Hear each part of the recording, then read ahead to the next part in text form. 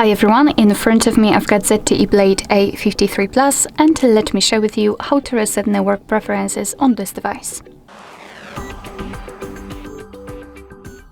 So let's start with opening the settings, and then we have to scroll down to the very bottom to find the system. Now let's tap on reset options. They should be at the bottom of this list, and at the top we've got the option we're looking for. So let's tap here. Of course your device will inform you what it will actually reset, so the Wi-Fi, mobile data and Bluetooth. So let's tap on reset settings, and here also we've got the information that you cannot undo this action. So let's tap on reset settings if you're ready, and as you can see we've got this information, which simply means that we just successfully reset the preferences.